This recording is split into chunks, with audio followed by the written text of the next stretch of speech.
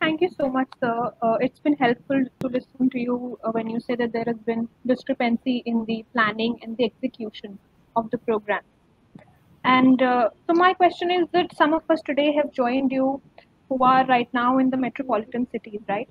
So this is metropolitan cities are regions where secondary activities and tertiary activities take precedence over primary productional activities.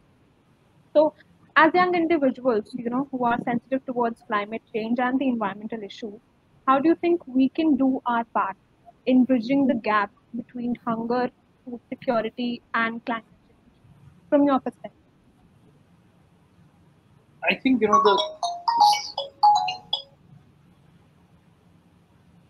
the citizens also can play the greater role the way the problems are, right.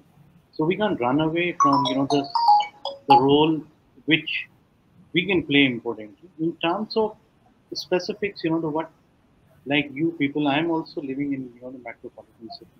I'm in Delhi, and where you already mentioned the secondary and the tertiary activities happen, and and the support is required to be given where the primary activities are being taken up. So as a citizen, what we can do collectively, we can push a pressure on government to reshape the policy, right? Because right now the policies are not in favoring to those who are in production. We had a discussion today, there is Farhan already mentioned a couple of the discrepancies in the policies. Big example of the labor, those who are putting more efforts, but they are not called as a the farm. So how that person who is right now in operation, he can't go and push the pressure on the government to make the policy in his or in her favor. So now, as a, the responsible citizens and the extended the citizen of civil society, our roles comes even the much greater than the those who are on the production.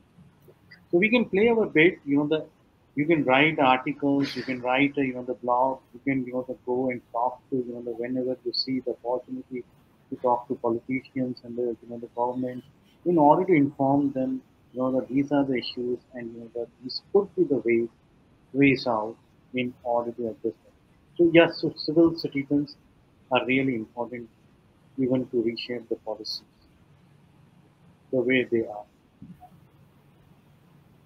All right. Thank you, sir. And also you are the consumer, right? So you can also push back the pressure on the the supply chain, and you start demanding the asking them about the transparency, right? Say if the Nestle, as we already had a discussion, if they are using the any kind of raw material, you can start asking those kind of queries to Nestle, the what kind of the residues are coming, because as a the product user, you have all the right to ask this question, in terms of how much pesticide residues are there, why they are not disclosing all these things, why they are keeping all these things in the dark, why they are not informing to the customer. It would be having the back impact to the primary producer who is not connected directly with purity. Thank you, sir.